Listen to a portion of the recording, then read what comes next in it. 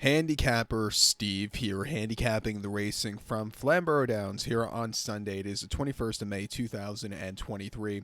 Gonna look at the 10th race from Flamboro, but before I get on to that, remember to please follow me on Twitter at Horse Racing Kid 5 for more selections for race courses around the world, and I mean around the world.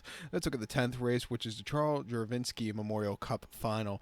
We have a field of 10 paces entered. Keep in mind the 10 horse is an AE, so 9 will go to the gate the 1 mile trip, going for that $262,000 purse.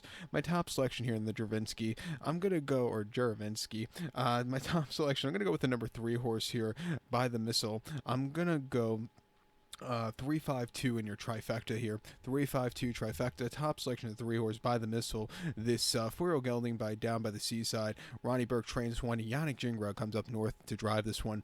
The horse's most recent outing came last Sunday here at Flamboro in the Juravinski limbs, and the horse won by a length that day. It was his first parimutuel of the season, and he paced home easily, winning by a length that day. 151-4. He was decreasing margin victory late, but they wanted to save the horse for the final the week later. He gets a good poster here from the 3-hole.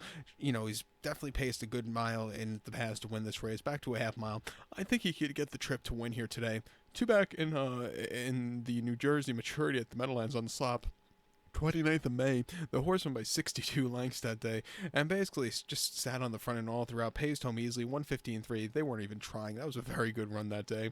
And then the Jersey maturity on the 22nd of April at the Meadowlands, winning by 75 that day. Again, he only had one other rival, Count-Tamara, who this horse faced two starts in a row in the maturity. Again, he wasn't catching him, 154 flat. Basically a stroll, a paid workout that day. His final start of the season last year came in the Mont Circle at Hoosier on the 4th of November, where he won by a length that day, and he sat back early. He was tipped out from a wide post draw, but he came fighting late, 149-3, winning by a couple lengths. That was a very good run, a major improvement off the Breeders' Count race at Mohawk a few weeks prior, where he finished third by 4.5 lengths, and he was tipped second over most of the race, which really cost him that day. He never really got going.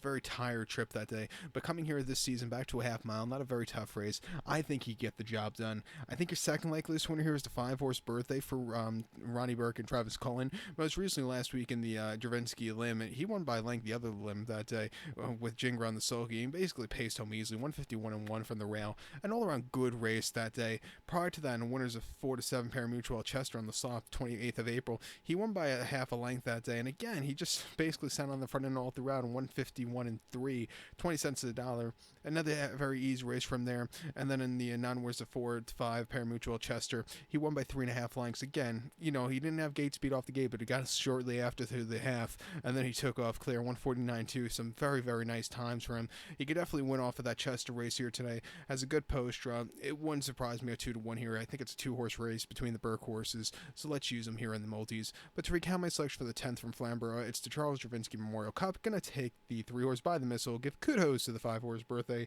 352 trifecta, 3-5 in your multi-race.